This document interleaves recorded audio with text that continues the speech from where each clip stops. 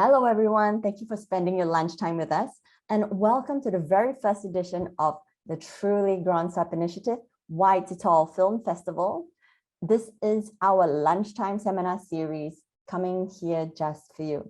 So for our very first webinar, I am super stoked to host the technology artist and designer Eugene So, better known as Dude, who also uses tech such as VR and AR in creative, innovative ways to engage, entertain, and help improve the quality of lives for our senior communities in nursing homes. So may I also add at this point that Eugene has recently been featured on the cover of Peddler magazine, and what an impressive feature they wrote about you, Eugene.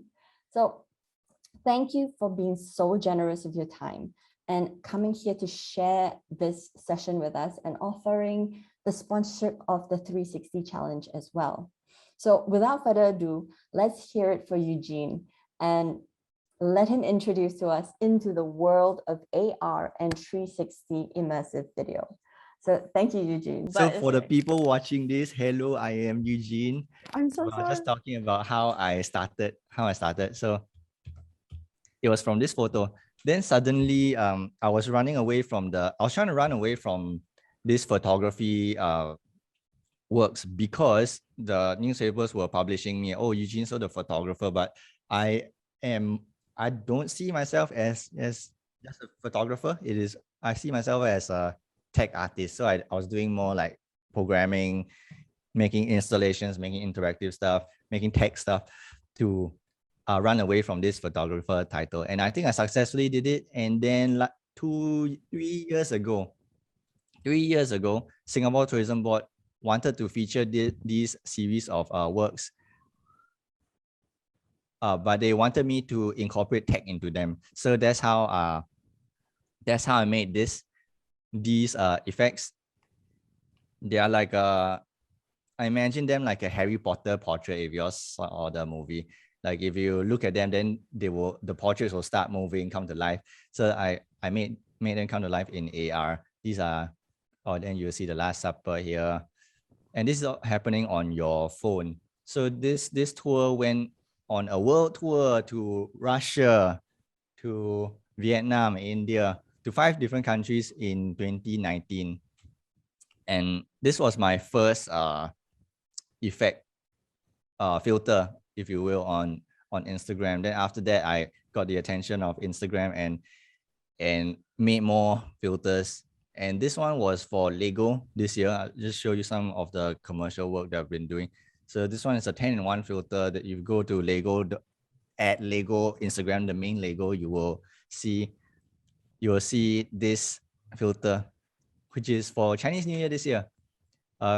Feels like just yesterday, but it's actually 8 months ago already. I also did make this one for Netflix, who I've done several filters for. This one was a target tracking effect where they bought out the cover page of Campus newspaper, which is different from the Campus magazine, which I was talking about just now.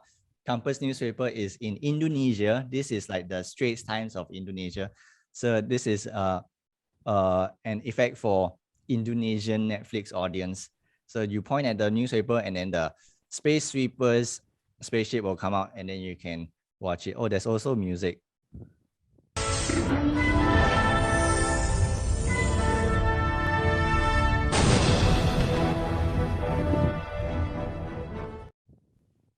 So recently I made one for Squid Game.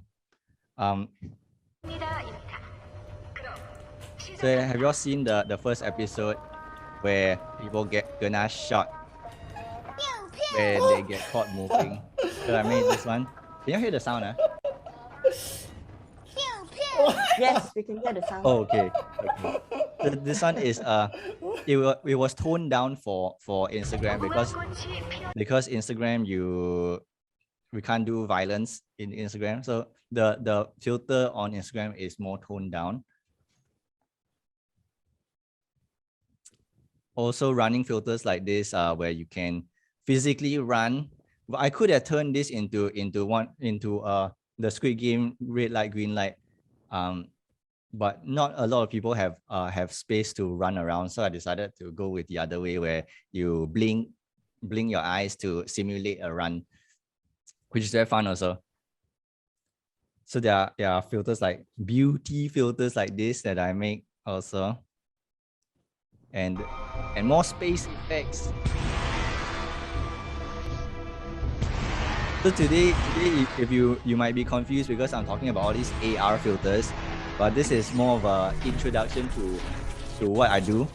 The main focus of today is 360 videos, which I'm getting to after this introduction. More AR effects. If you are interested in AR effects, you can also find me at dude.sg. And dude.sg is my website, which is I was very surprised when I got the website dude.sg. I was like, hey, how come nobody went to buy? So I went to check out other one-worded.sg domains like good.sg, color.sg, virtual.sg, and turns out many people, nobody bought them. So I did the most logical thing and I bought them all. Then I put them all on webart.sg to let any web artist adopt them for free. This was in 2014. Then at the end of we give them 1 year to do whatever they want with the websites and then we put them in a gallery. It's got to be like some artsy stuff, not like turn it into a business or something. So because they only have 1 year, then I put them all on gallery.sg in this virtual online exhibition where I wanted to recreate the whole gallery visiting experience. So I rented a server, coded this in Unity, and this was the opening night of the gallery, 2014. So these are interpretations of the websites. So like if the website was a host of images, I would put them in as images like this inside this virtual gallery where you can walk around and then see the other people there and clink virtual glasses. So nowadays, the virtual museum, very common. Every museum also has a virtual tour now. But I did this in 2014, way before it was cool. And this virtual meetup, social meetup thing is what I wanted to bring to the elderly in the nursing homes. And that's where Mind Palace comes in. VR for people living with dementia.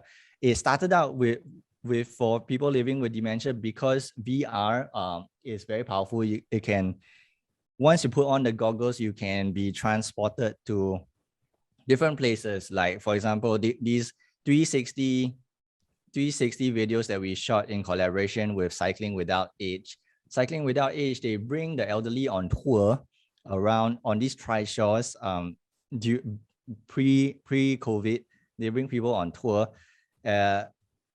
on these power assisted bikes. So 2 people would sit there and then they would go around selected parts of Singapore, like Marina Bay Sands, Gardens by the Bay, Bishan, Ang Mo Kio, and then they would talk to the elderly and tell them about the place, like almost like a tour.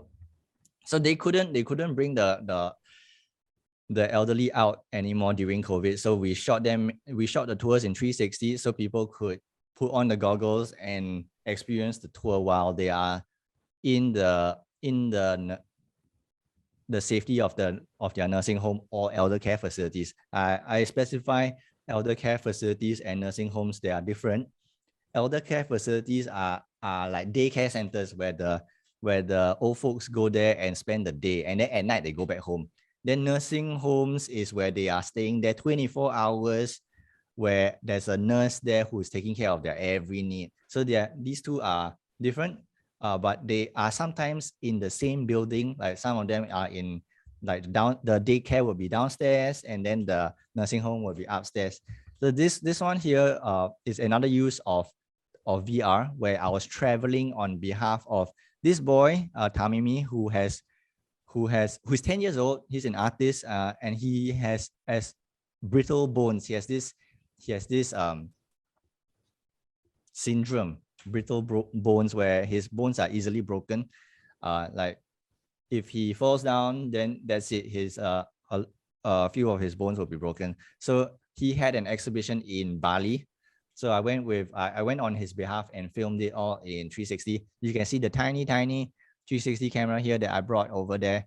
I essentially pretended I was Tamimi, and then I was during the opening night of the show. I went around talking to people with the camera in front of my face, and then I was asking them, hey, treat the camera like he is Tamimi, and then tell the camera what you feel about his artworks. So this was all pre-recorded. It wasn't like live or anything. Tamimi couldn't respond. So I went to shoot the opening night and the experience in Bali over 3 days. And then after that, I edited the video. And then we let Tamimi watch the video. It was a 3-5 minute video where people are talking to him and then like giving him encouraging words. It would have been a lot cooler if it was live, but this is an example of a memory that you can shoot, very much like what you guys will be doing also, shooting a memory, an experience, hopefully an enjoyable one that transport people to different places and experience the story that you want to tell them. And then this is another example of a story where we filmed Hawker Chan. Hawker Chan, if you don't know, he is our ex-Michelin star chicken rice man, but he might have lost his Michelin star, but he is still the star of my heart because he was very open, and he jumped when I asked him whether he wanted to be part of this project where we filmed him in 360 preparing his famous chicken rice for the camera, and to treat the camera as if it's the uncles and aunties in the nursing home. So he will be talking to the camera directly, addressing it and saying, hello, auntie, uncle. And then while they're watching him prepare the chicken rice personally for them, they can smell the chicken rice also. But they don't know why they can smell the chicken rice. They think that it's because the technology is so good that you can transport the smell of chicken rice, but it's actually because he sponsors these VR sessions with like 100 packs of chicken rice, 40 packs of chicken rice, and then we would sneak the chicken rice out while they are wearing the goggles and then put it in front of them. So when they take off the goggles, they will see the chicken rice, and the whole experience to them is as if Hawker Chan has prepared that specific plate of chicken rice personally for them. So this experience was very well received. I guess it's because it incorporated all 5 senses. People can touch, smell, and taste the food. So you can design an experience like that also. Don't worry about the experience. You can just specify, okay, the experience will be best experience if there is this certain food in front of them. You can specify, but the final submission that you are submitting would be a .mp4 file, which is just the video file, and then we will be judging based on just that file. And whatever, if you have like specific requirements, like, oh, this was best experience with the smell of roses in the background, the smell of orchids in the background, you can also specify that. Best if it's don't make it like too elaborate, like say, okay, this is best experience on the top of Bukit Timah Hill. You have to go to Bukit Timah Hill and climb on top and then put on the VR goggles. Don't do that. Don't do that. Like specify like foods or what, like this one. So VR with the goggles is actually something that I decided to there was a huge issue with VR goggles, which was the hygiene that I couldn't solve, because we share VR goggles among the elderly, right? The goggles, we will clean them as we pass them along to the other people. But no matter how you clean the VR goggles, it's still a very intimate device. It's literally in your face. And so it will still get a bit unhygienic. Like if people are sweaty, they will leave some sweat on the goggles. And then when I was updating my goggles, because these are shared, it'll be no problem if everybody has their own goggles. But because these are shared, even when I was updating my goggles, right, my eyebrows started to itch. So like this was before COVID times already. So luckily, I caught this before COVID started, because once COVID started, we really couldn't share the VR goggles anymore. So I decided to go back to the drawing board and rethink a new solution. And this video here is the immersive room that we've been building. So it is still, people still call it VR, but if you want to be nitpicky, this isn't VR anymore. It is an immersive room. We are taking the VR goggles off the face and putting it in the whole room. So we are building these rooms at several nursing homes, several elder care facilities. And this will also be where your 360 videos will be shown. And then this is how they'll be experiencing it. They'll be sitting in the middle of the room and then surrounded by the experiences that you will be filming. So the immersive room also comes with other games, but this one there'll be, if you're interested in making games like this is not part of the competition, but this you can come and talk to me separately. So we make exercise games like this, which is also inside the immersive room. The main part that you'll be doing is the 360 experience, which is for the most part not interactive. So it's not like we're not doing like an interactive VR piece where you touch here to go there. It's not like Google Maps where you can like go choose the path that you want. We are going for a straightforward linear storytelling model. So it is the user watches it straight through. There's no like choices to make, so it's less complicated that way. So we have come to the questions. Do y'all have any questions? Do y'all have any questions before I go into the questions fielded you guys submitted? All right, so thank you so much for that very engaging, introduction, because now, we're putting this image to our mind about what this immersive room actually looks like. So, your picture says 1,000 words. Thank you so much for doing that for us. Everybody that wants to have, a question, just type it in the chat. And meanwhile, we'll be able to just, go through the initial questions that were fed through earlier on. Oh, I see, Taufik. Why are they running backwards? I am guessing it's for the red light, green light. Yeah, that was a decision that I had to make, because I wanted them to see their own face. So decided to make them run backwards, and making them run backwards also explains why the distance is a bit shorter, because if you've seen the real show, it's a huge field. And then if we put a huge field inside there, the doll will be very far away. So we still want the people to see the doll, because they gotta time their movements based on the doll's face. So it was a decision I had to make. Yeah, you guys can put in the questions in the chat. If not, I can answer the questions that were fielded online.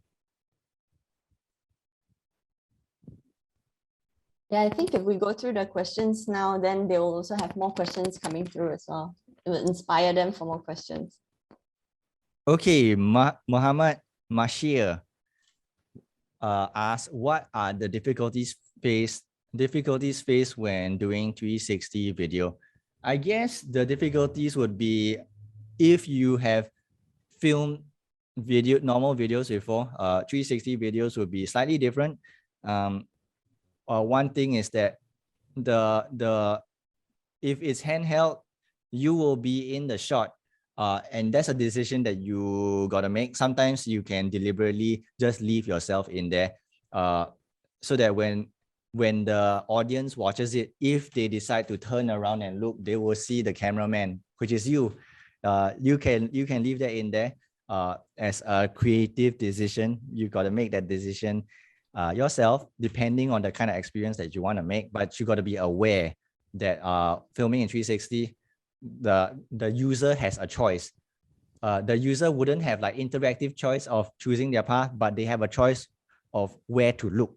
So sometimes you got to guide the user to where you want them to look. It isn't like a traditional filmmaking where you point a camera there and then the users have no choice but to look there. Sometimes when you want the audience to focus at one particular spot, you never know, the audience might be, while watching that, he might be looking the other way, completely off. So there are certain tricks to guide the user to look where you want them to, maybe with lighting. So maybe the rest of the place is a bit dark, and then the area of interest, you light it up with more lights, or you can use sound also. Like maybe if you are the host, you'll be right in front of the camera and then you'll be talking there. I guess to keep it simple, there is a front of the 360 video that the user will default, when they open the video, they will default look at that front. You can put most of the interesting things there, but you can be creative, and then you can tell them like, oh, look to your left, and then they look to your left, and then suddenly something happened there. And then on the left, that person on the left will tell you, look to your right or look up, and then on top got something happening also. That can be fun to explore also. So when shooting a video, how do you edit the video if it's 360? You edit it the same way you edit normal videos. I use Premiere Pro. You can use any editing software. You will see the footage as this, like, it will almost look like a world map. It's like an unwrapped world map where you can see the whole 360 video flattened into this rectangle. I wish I had a screenshot to show you. But you can Google how the 360 videos look flattened, and it's like almost like a world map. So you edit it that way. Let me just take a look at the chat and see if. Still nothing in the chat. Don't worry. Okay, I will highlight for you. Don't worry. I will keep an eye on it. To ask any questions in the chat, and then I'll be made known to them. Yeah. How do you make each shot unique without the use of high-end lighting and camera gears? So the camera gear that you guys will be using, I'm guessing, will be the Insta360, or if you get to borrow one of the high-end ones, like the fatter Insta360 Gear 2, Insta360. Oh, I forgot the name, but I can show you. It's like a big ball. It's like a ball like that. The other ones are like the size of a phone. So how do you make each shot unique? Without high-end lighting, you can use I've seen people use lighting before, but they hide all the lights at the back of the 360 video. So that's the decision you got to make. You got to like you don't mind people seeing like breaking the illusion, and if they look behind, they will see like the camera crew and everything. You can do that. You can specify that this is best viewed 180. You can and then like you put all the high-end lighting behind. So you light everything with your spotlights from the back. Other than that, you can also, a few things to avoid while trying to make your shot unique is to don't move the camera. It is best to always shoot it static. I mean, just shoot everything static, because the moment you start to move the camera, especially like handheld, there is a very high chance of getting motion sickness, because when the camera is moving and then someone is either watching it, you get motion sickness when you're watching it in VR, in the VR goggles and the immersive room. It still feels like a bit giddy if the camera is shaky and everything. So best to just shoot everything static. In the Cycling Without Age, we had movement shots, but it kind of worked because in your peripheral vision of the VR goggles, you can still see the trishaw. It still feels like you are in a moving vehicle. So that kind of grounds your mind to not give your mind motion sickness. So if you're on a moving vehicle and the shot is steady, then those are less likely to cause motion sickness than if you were to just hold the camera and start swinging it around. That would, people confirm vomit. I've also seen videos where they take the 360 camera and then they put it inside their mouth. Then it will be as if people are inside your mouth and then looking around. Like, that is also an interesting shot. You can do that if it's part of the story, but bear in mind that those movement shots will cause motion sickness. So best to avoid it unless you really part of your story, where like I can imagine like if you were telling a story of pretending to let the user feel as if they are living in a land of giants. So you would be filming you'll be putting the 360 camera on the floor, and then all your actors will be towering over the 360 camera and talking to the camera as if he's like a little ant. So you can do that kind of shots that way also. And then when to the user, they will be looking up and like, whoa, all these people are so gigantic. And then you can tell a story that way also and make people feel like they're small. It can be the other way also. You can put the camera way high up and then all your actors are below. And then that's all part of your story. So I'm telling you all these like unique storytelling techniques, which is an option that you can do, or you can just stick to plain old, not plain old nostalgia, plain straightforward nostalgia, where it is a documentary style, where you bring people on a tour. So you shoot everything on eye level. And then you bring them on a tour, maybe it's to Haw Villa and show them around. And then you get someone to play the host, do some research about the place that you are shooting. And then you can tell them about, oh, this building used to be where Ong Ting Chong lives or something like that. You can tell them that. So unique shots.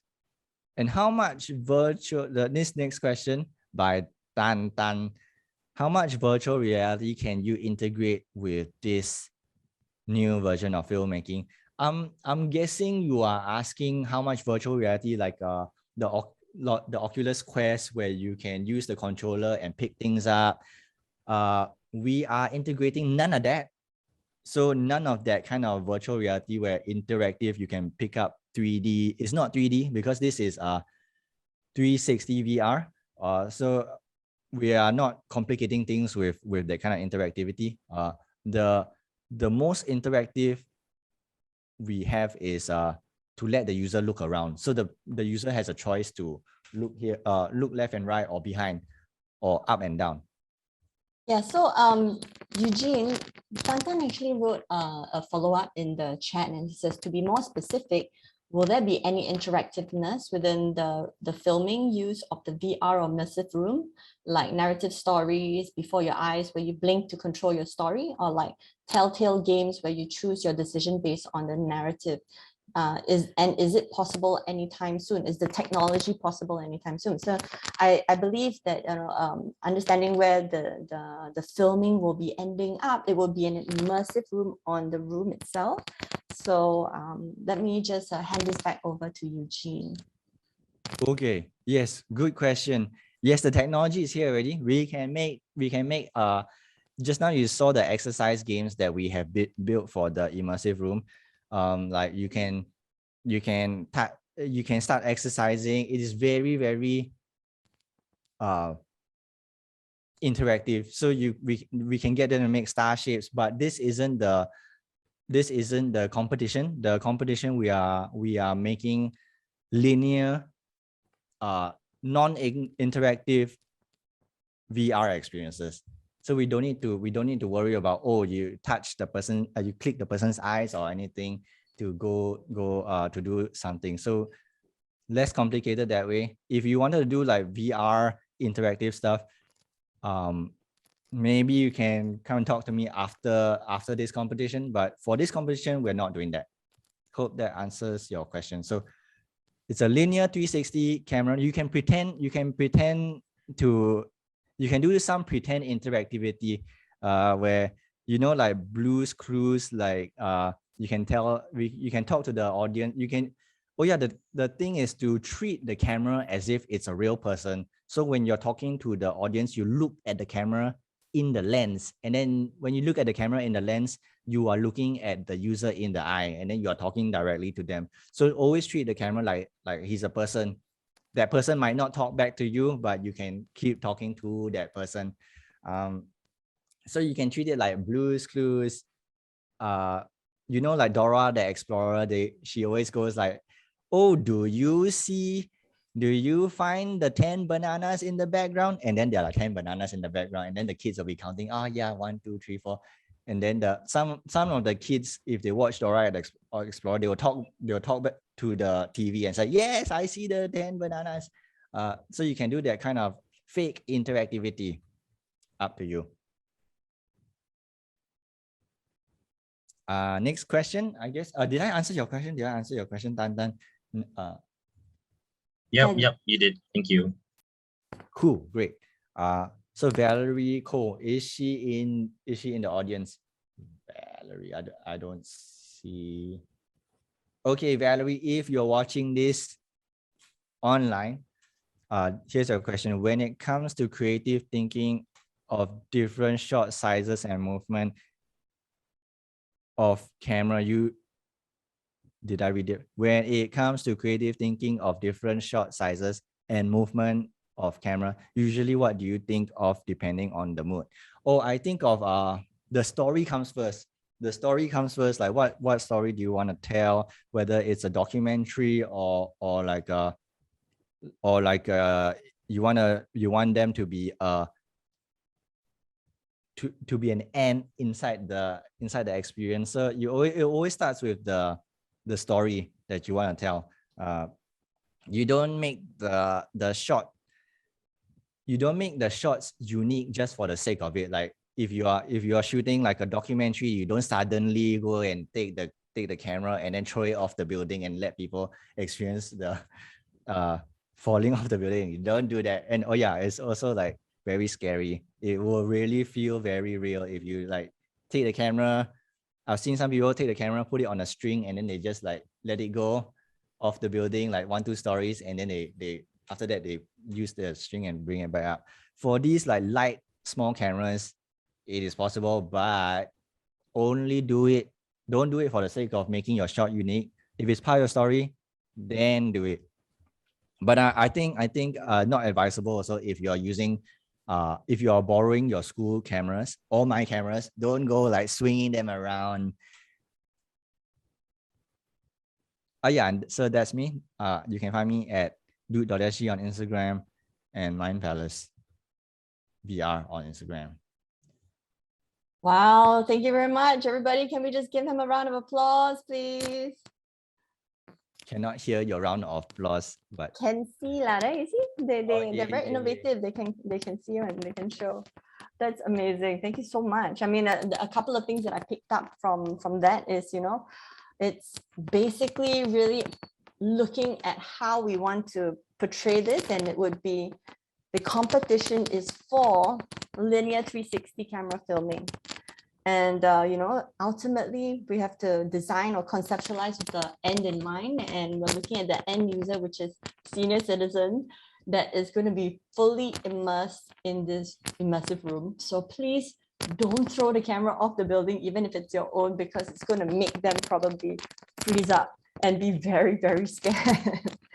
So treat the camera as if it's a real person, and you're probably going to be speaking directly to this senior citizen. So that would be, you know, what you can have in your mind, right? And of course, the most important thing is the story comes first. And this is something that we also know and understand, because at the end of the day, what's the concept behind it?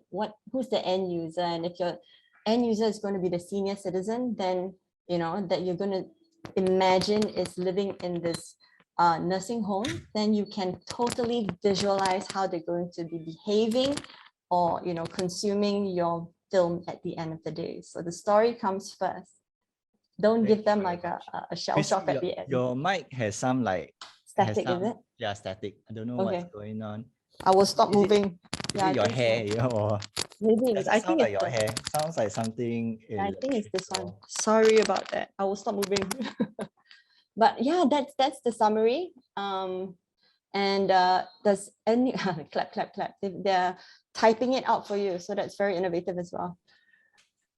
Yay, thank you so much. Are there any more questions from the floor? No?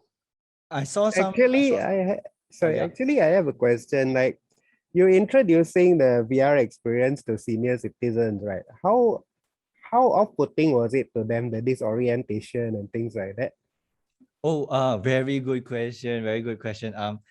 It was surprisingly not very off-putting. Especially for the immersive room, where at the start 2 years ago when we were bringing the VR goggles, there was very little resistance. We will go to them and then like ask them, hey, do you want to try this new toy? And then they'll be like, oh, okay, put it on. I guess they are very polite to strangers, I'm guessing, because like we have seen folks where we get their children to go and pass them the VR headset, and then when the children are the ones passing it to them, they'll be like, "What am I don't want." Maybe they have more like parental pride, but when it comes to a stranger offering them, I guess they're more polite to us, and then they're like, "Okay, we'll give it a try." So I had very little resistance. There were some who will be like, "Oh, they don't want," and then the nurses and the caregivers will tell us, okay, this person has a temper problem, so we like, okay, we don't push. If they say no, then we straight away go let someone else do it already. So the caregivers would tell us who are more receptive to, who will be more open to it. So I'd like to come in with one question as well. It's like, so in the very early days when I first encountered or met with you, right, it was also understanding that you use this VR experience to help people with dementia remember things. Can you share a little bit about that? Because I think that's actually very interesting to find out. Oh, yes. At first, we started that as a hypothesis, which it turned out to be a true hypothesis. The hypothesis was that whether we can bring people living with dementia back into the old days, and then they will start this thing called reminiscence therapy, which is what they do for the people living with dementia anyway. Usually what they do is show them old photographs of themselves last time, and then they will start to like talk about it and jog through memory lane, and then they will do that repeatedly, because like an hour later they will forget that they have told you that already, and then you show them the same photo, then they'll tell you the same story. So it really helps with their calming them down and seeing familiar things. So we tried that out by filming generic nostalgic places like Chinatown or Kampong Glam, these old places that are still around in Singapore. We faster go and film them. So if you know of a old place that most people might have gone to, like maybe Beauty World, the old Beauty World shopping center, go there and make a documentary of that place before that building gets torn down. And yeah, this competition will be your excuse to go and document the place, do a video love letter to that place. Like it could be People's Park Complex, which was very popular back then. You can go and film 360 videos of that place. So next time, this will be also useful to next time when the building is demolished, you can tell people like, hey, the building is not there anymore, but I shot it all in 360. You can go back there virtually. You can do that too. No, I really love that, the way that you put it, video love letter. I wrote it down in the chat. I think it's, kind of really sums up the mood and, the idea that you're going for. I was going to add, what really works for people living with dementia is that if we go really, really specific, like there was some of them, one of them was used to be a tuck shop auntie at a primary school at where is that place? It was an old neighborhood in Singapore. So he went to shoot a very specific place just for her. But that's a lot of work just for that one grandma. So but I think this is still very valid. If your own grandma has like a background in maybe we have also shot like ballerina scenes, because one of them was used to be a ballet teacher. So we went to go and shoot. It wasn't an old place, but we shot a ballet class. And then when she was watching it, then she started like correcting people's posture. You'll be like, hey, the posture not correct, which is good. We want to encourage them to talk about their memories. So in the end, I realized that what really works is very specific filming, which is a lot of work, which I don't have time for. So we went to shoot, we decided to shoot more generic, like places that people have been before. But if you know of someone personally and like there's a place that really means a lot to them, film that, submit it for the competition, and those would score very high points, I guess. Generic ones also like is really, I wouldn't say like I would prefer one or the other, but they both have very special meaning and purposes. Thank you. Those are really good tips for the competition. I guess another one that I would like to figure out sorry, I won't move my mic anymore.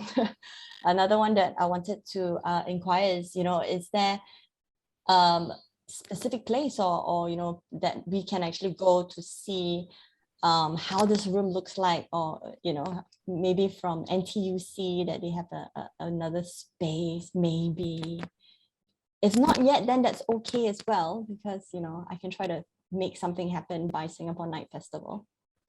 Oh, the space now, the nursing homes are closed off because of COVID. They are closed off, so you can't visit them. Usually they would have like student volunteers go there and talk to the elderly and interact with them and play in the immersive room with them.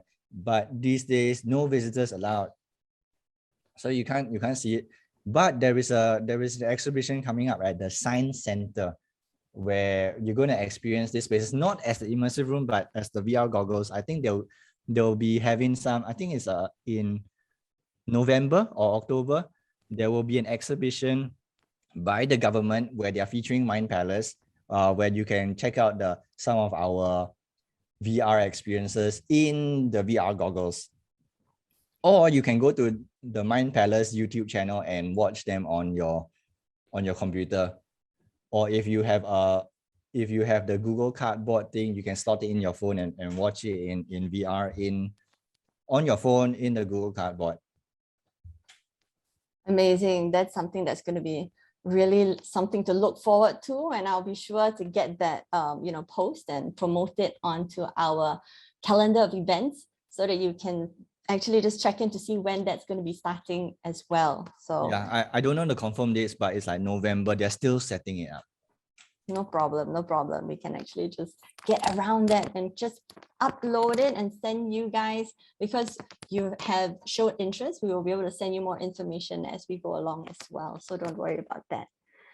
Okay. One more thing, I have very good news that one of the things that we were looking at as well was to see how far we can bring this all our films that we have gathered, because this is very beautiful stuff, not just for 360, but if you are also taking part in other challenges, for example, the actual competition of vertical films, we will be having a little bit of a collaboration with Singapore Night Festival and Singapore Heritage Festival next year. So Singapore Heritage Festival is happening in May, and Singapore Night Festival will be happening with the light show and everything August for 2 weekends. It will still carry on.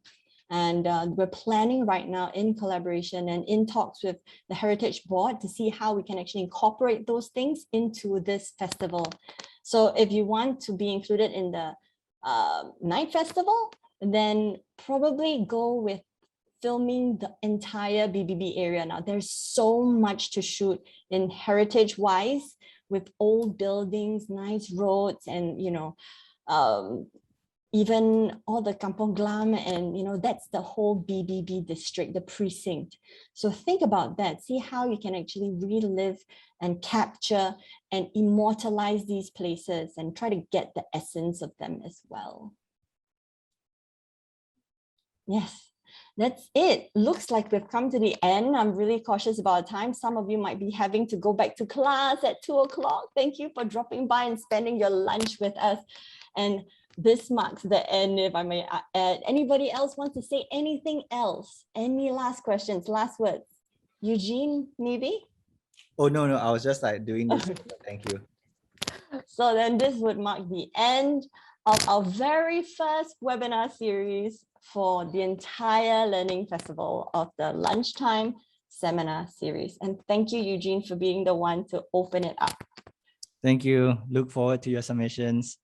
Yes, thank you, everyone. Thanks for joining in, and we will keep in contact and give you more information as they come around. Don't forget that on Monday, that will be Kay Vasey from Mesh Minds, and she will show us a little bit more about AR. Eugene and Kay are actually close as well, and they do a lot of things together. So this is going to be a little reunion for myself, because we had a fantastic time filming her as well in person. So please come along if you want to find out a little bit about the AR and her competition for the 100 Days Challenge. It's not going to be part of this competition, of course, but she is driving it on for pollution prevention. All right. All right. Okay. Thank you, everyone. Thank you so much. Thank you, Eugene. And thanks, everybody, for coming by. Thanks, Keaton, Rauda, Paul, and all of you that have dropped by and shared your lunch with us. I'll see you on Monday.